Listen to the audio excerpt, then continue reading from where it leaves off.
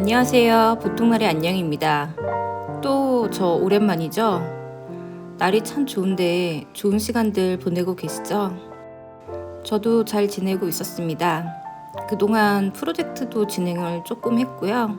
또 게시물 삭제 관련 항고한 내용의 항고심 재판도 있었습니다. 저도 모르는 사이에 제가 스트레스를 약간 받았었는지 이상하게 소화도 안 되고 밥이 잘 안 먹혔었는데 그날 막 구토도 하고 뭐 그런 시간을 보냈었어요. 스트레스가 심하면 막 속이 이상해지고 뭐 그런 거 있잖아요. 잘 지내고 있다고 생각했는데 마음 한편에서는 스트레스가 끓어오르고 있었나 봐요.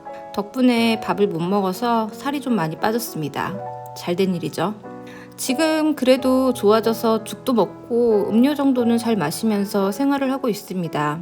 프로젝트 진행하면서 유튜브 영상 편집을 틈틈이 했는데 두 가지를 동시에 하는 게 좀 힘들어서 편집을 좀 미루게 되었고 이렇게 12일 만에 인사를 드리게 되었습니다. 저는 일하면서 새벽에는 선지엽고 티어를 보면서 밤을 새가지고 자체적으로 빡센 시간을 보냈는데요. 선지엽고 티어 보시는 분들 많이 계시죠? 저는 진짜 밤 11시에 일 마치고 누워서 드라마 보다가 자려고 선지엽고 티어 열었다가 그날 밤을 꼴딱 새워버렸어요. 멈추지를 못하겠더라고요, 그 드라마를. 그 옛날 왜 중딩 시절에 순정 만화를 그 실사로 보는 그런 느낌일까요? 너무 설레어서 잠을 잘 수가 없는 거예요. 새벽에는 선지엽고 티어 보고 낮에는 빡세게 일하고 정말 힘든 시간이었습니다. 아직 안 보신 분들 계신다면 절대 보지 마세요. 진짜 큰일 납니다. 저는 드라마를 이렇게 반복해서 보는 스타일도 아닌데 제가 미쳤는지 이 드라마를 봤던 걸 또 보고 또 보고 그러고 있더라고요. 제가 왜 이런 짓을 하는지 저도 믿겨지지 않는데 나이 먹고 덕질에 빠져가지고 고생을 좀 했습니다. 근데 오랜만에 설레니까 되게 좋던데요. 이런 드라마가 많이 나와서 어렸을 때 그 중딩 때 느꼈던 그 설레임을 정말 종종 느끼면서 살고 싶네요. 참 신기한 게 어디서 이렇게 잘생긴 배우들이 자꾸 나타나는 건지 세상에는 정말 잘생긴 남자가 많은 것 같습니다. 근데 왜 나는 쭈꾸미랑 결혼해가지고 이 고생을 하고 있는지 현타가 오기도 하는데요. 그냥 그들을 보는 것만으로도 참 좋습니다. 그래서 요즘 선제 덕질하느라 제가 조금 설레어하면서 지내고 있습니다. 그러다가 영상도 좀 늦어지고 있고요. 네, 죄송합니다. 5월이 벌써 중순을 지나가고 있는데요.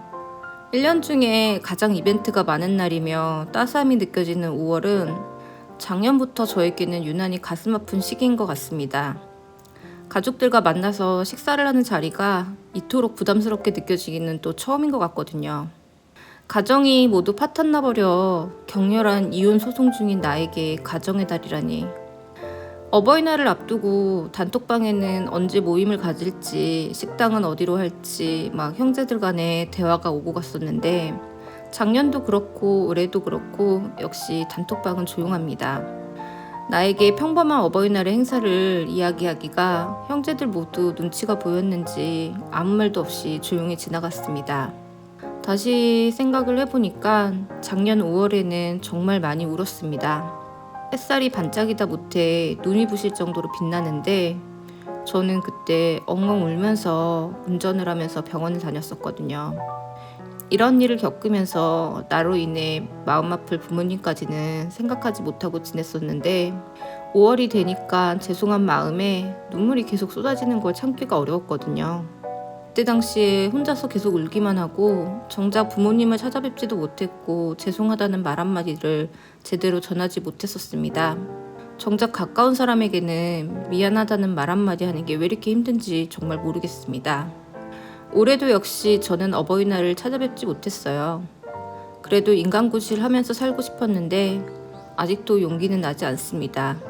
부모님과 제가 서로 마주 앉아서 웃으면서 밥을 먹고 싶지만 밥을 먹다가 눈물이라도 흘려서 부모님 마음을 아프게 할까봐 자리를 만들지 못하겠습니다. 그래서인지 이렇게 날이 좋은데 마음은 아주 무거워지는 시기인 것 같아요. 이혼을 한 것 자체가 불효라고 생각은 하지 않아요. 하지만 모든 것이 처참하게 무너진 나를 보면서 걱정으로 잠을 이루지 못했다는 이야기를 전해 듣게 되면 내가 지금 무슨 짓을 한 것인가 라는 생각에 마음이 무거워질 수밖에 없는 것 같습니다. 결국 저는 어버이날을 그냥 지나쳤고 작년에도 그랬고 올해도 찾아뵙지는 않았습니다. 어버이날이 지나고 나서 한참 뒤에 엄마에게 연락이 왔어요. 평소 저는 전화를 잘 하지 않는 편이에요. 저의 근황이 그다지 좋을 게 없으니 부모님께 저의 이야기를 전하는 것이 좋지 않을 것 같다는 생각이 들어서 일부러 연락을 잘 드리지 않고 있습니다. 엄마는 잘 지내고 있냐는 말을 먼저 꺼냈고 저는 겨우 입 밖으로 말을 끄집어내서 어버이날인데 찾아뵙지도 못하고 죄송하다는 말을 했습니다. 엄마는 지금 너가 어버이날 같은 것을 어떻게 챙기냐면서 저의 상황을 잘 이해해 주셨지만 그래도 죄송한 마음은 어쩔 수 없는 것 같아요. 엄마는 그동안 너가 참 잘했었다며 부모에게도 잘하고 형제들에게도 잘하는데 너가 왜 이런 일을 맨날 겪고 사는지 엄마는 아직도 믿기 힘드신 것 같아요.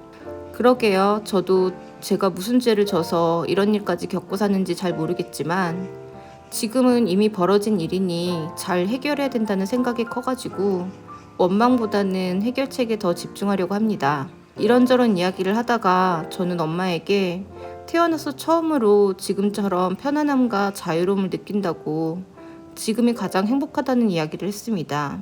사실 그래요.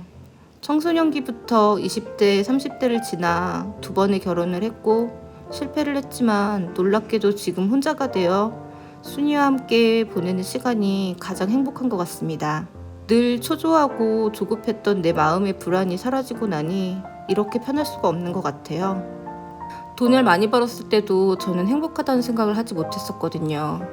그저 힘들다, 이것만 지나면 나중에 괜찮아지겠지 이런 생각을 했었는데 참고 참으며 지냈던 결혼 생활이 모두 파탄나고 나니 오히려 평화를 느낀다는 말, 이해하기 힘들겠지만 지금 제가 느끼는 솔직한 감정입니다. 내가 행복하고 편안하다고 말하면 엄마는 좋아하실 줄 알았는데 오히려 눈물을 삼키며 저에게 미안하다는 말을 하셨어요. 혼자 사는 것을 좋아하는 딸을 계속 결혼을 하라고 잔소리했던 것이 마음에 걸리셨던 모양입니다. 결혼을 하라고 한다고 결혼을 한 제가 문제지. 부모가 아무리 자식을 잘 안다고 해도 다 알 수 없으니 그저 평범하게 살면 행복할 것이라고 생각했던 것 그뿐입니다. 인생에서 선택은 결국 내가 한 것이기 때문에 그걸 어찌 부모를 탓할 수 있을까요? 저는 그냥 웃으면서 힘든 일 끝에 행복을 찾으니 그게 더 소중한 걸 알게 된 거야. 그러니까 이 상황을 감사하게 받아들이며 잘 이겨내겠다고 이야기했습니다. 엄마의 마음을 편하게 해드리려고 하는 말이 아니라 지금 제가 현재를 살아가는데 가장 중요하게 생각하고 있는 것이기에 저는 이렇게 현재를 잘 살아내려고 하는 것이거든요. 엄마는 제 앞에서 눈물을 보이지 않으려고 눈물을 꾹꾹 삼키면서 네가 행복하다고 하니 마음이 조금 놓인다고 이야기를 했습니다. 그렇게 전화를 끊고 나를 다시 돌아봤어요. 복잡한 일들이 나를 둘러싸고 있지만 시간이 지나면 어차피 해결될 일이기 때문에 저는 여기에 목을 매달며 안달복달하지 않을 뿐더러 내 생활을 이어가고 있기에 만족을 하고 있습니다. 예전에는 늘 다른 사람들이 사는 것을 보고 그들처럼 살아야 된다는 생각으로 나에게 맞지 않은 옷을 입고 그럴싸하게 흉내를 내면서 살았지만 이제는 그냥 나와 맞지 않는 것을 억지로 하지 않으며 다른 사람처럼 살려고 애쓰지도 않는 편입니다. 다른 사람처럼 살려고 애쓰지 않으니 정말 편해요.